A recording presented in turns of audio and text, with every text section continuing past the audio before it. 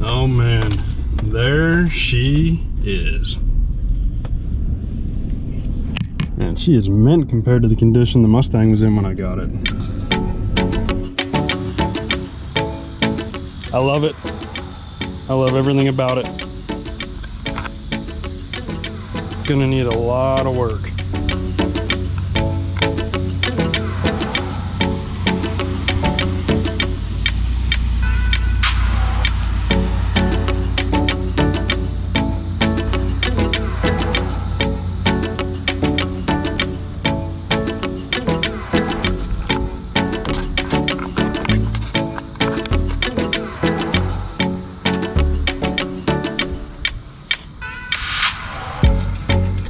Get off my car. All right guys, this is Mark. I'm buying the Duster from him and he's going to tell me a little bit about it. So I bought this car locally from a widow actually. She probably lives a couple miles from here, and she posted it and I bought it, went to her, and she said her husband had just died, so she had to sign the title. It was in his name, and yeah, she had to give me like a letter of administration. So it's been his. I want to say he was like the second owner. He was a professor, and like I said, this is a Slant 6 904. It's not, you know, a muscle car per se, but yeah, he had it forever, wanted to fix it up. I actually have like the original like a dealer notebook, not notebook, but like catalog that I'll give you before you leave.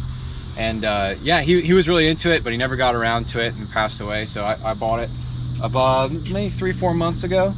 And because I'd never had a Slant 6 before, I wanted to, because I've had a bunch of 318s and, you know, that kind of stuff, but I wanted to try the Slant 6, see what everybody's hype was about. One of the reasons I'm getting it. Yeah, and honestly, I've been really pleased with it. So I bought it. It hadn't started, you know, I've been sitting for, I think, over 15 years, probably closer to 20. And so I got it, and it didn't have a drive shaft, but everything else was there. And I mean, tell you what, man, fired right up. Just no hesitation at all. So yeah, and I drove it for, I want to say two months or so. Oh, so is it inspected? Well, it's got historic tags. You don't have to get inspection down here in Maryland if you get historic tags, which is nice. So like, it's got rust obviously, and that wouldn't pass inspection. But you don't even have to take it in. They just write you the tags out. So, kidding. Yeah, it's fun to drive. The drive shaft I had made, but it ended up being a little bit too. The measurements I had weren't quite right, so I ended up having to re-weld it myself. So that might be something you want to check out, just because I wouldn't trust my welding skills either. But yeah, it scoots, man. I mean, for a Slant 6, like you wouldn't think that it would really get up and go, but honestly, it's not super hard to squeak the tires on this thing. Yeah. So yeah, it's fun to drive. So I haven't actually, like, obviously I haven't taken up the carpet or anything like that. But from being underneath it, I just threw a muffler on it so it wasn't, you know, super annoying. And when I was under there, the frame rails looked actually really decent. Well, obviously I haven't done anything to it, except I changed out the points for the Pertronic system. And it was, so the distributor bushing was worn. So I was driving it for probably a month or so, and all of a sudden it wouldn't start. And I was like, okay, what's going on here? And by electrical was good. It's just for some reason the distributor, I think had like come out. If I pushed it in, it would fire up. So I just changed it over to Pertronics and haven't had any problems since. That's awesome. Yeah, but so it needs to be timed. Like you'll hear it once I just got it rough, and like the carbs, I just bought a cheap. It's a BBD knockoff from Amazon, like that. But you see, it's got the Super 6 stock air cleaner. That's awesome. And this is the I want to say this is there's somewhere in here is the electric choke assist, where it kind of helps it heat up. It's supposed to plug in right there. There's one of these wires, I don't know which one, but I found that this has worked great. I really appreciate the fact that you can unbolt the intake manifold from the head, because the straight 6 on the Mustangs is not like that. It's I haven't messed with those. It's a log manifold that's cast into the head, and you have to buy a whole new, they make aftermarket aluminum heads where you can detach those and stuff. So but it would be the same, because it's a straight on the Mustang. Is it intake and exhaust on the same side? No, it's so it's flipped. Yeah, it's up, and then there's a log that runs right beside it with the carburetor mounted to it, and I mean, they're like, it's a tractor engine essentially, and they're bulletproof from what I understand. I've never had any problems with it, but right, you know, you hear all these old guys talking about the inline six. I'm like, all right, let's see what it's about. Yeah, and it was fun. I enjoyed it. I wanted a Plymouth Duster because my mom had one. Okay. And when I was like 6 or 7, I actually fell out of it when it was going down the road. Really? Yeah, but I managed to grab onto the door handles and basically skied until she came to a stop. You fell out the window?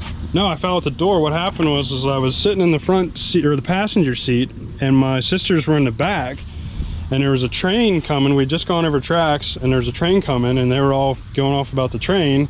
And I was like, well, a train, I want to see a train. I'm 6 years old, and I took my seatbelt off to turn around to see it, and I pushed on the door when I did that, and the door wasn't latched all the way, and I popped out. Oh my goodness. And grabbed onto the handles, and she was coming down off an off-ramp and came to a stop under an overpass. Oh my! And I was fine. I thought it was the coolest thing in the world. I just remember like you conquering your fears. This is like, oh, this is cool. Yeah.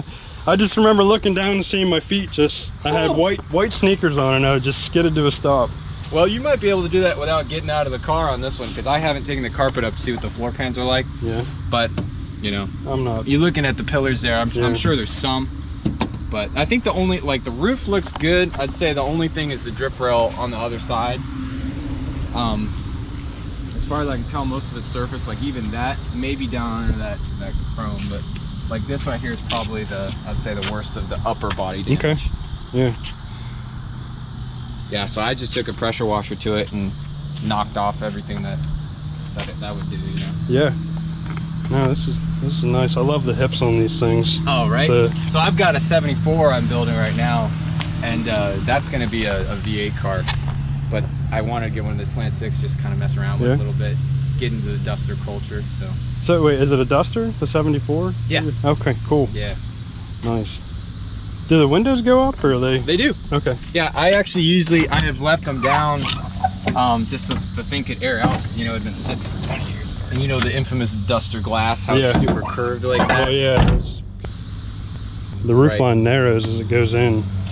So, yeah, it's cool. It has some quirks, like the wheelbase is off. Right. You can see it's got a narrow rear end compared to the front a little bit. And then that roof line seems to be the two biggest quirks that people just have the exhaust hanging.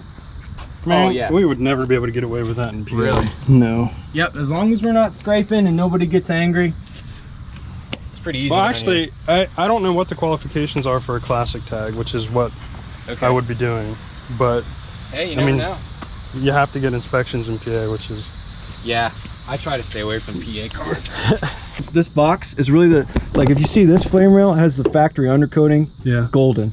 But this right here, obviously, I mean, like it's not structural enough because this side is solid, but this I think should definitely be boxed. Yeah. I wonder where it's at. It's got some weird.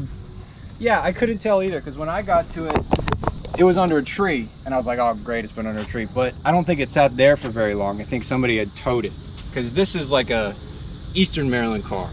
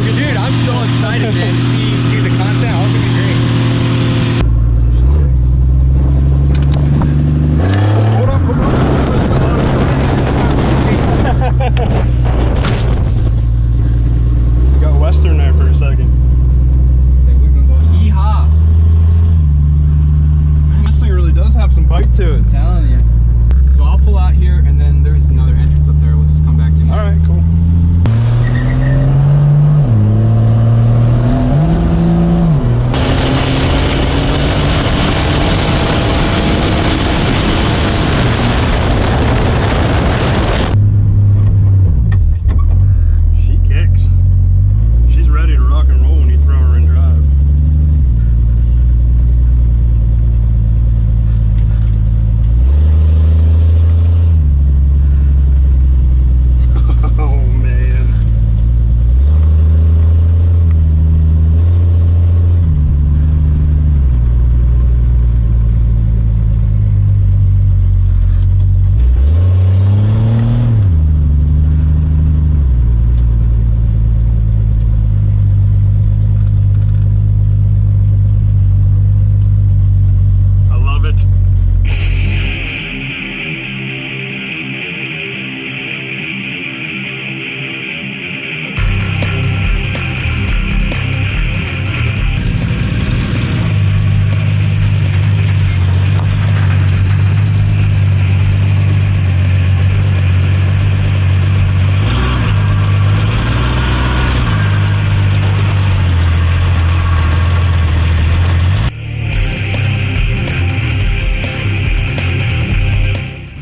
Well guys, she is officially mine. I love this thing. This thing is a ton of fun to drive as is, so can't wait to dive into this. I'll explain what my plans are for the channel, because as you guys know, I have another car that I'm going to be working on, so I'll explain all that. But for now, I'm going to get this thing home and enjoy it for a little bit. So until the next episode guys, stay driven.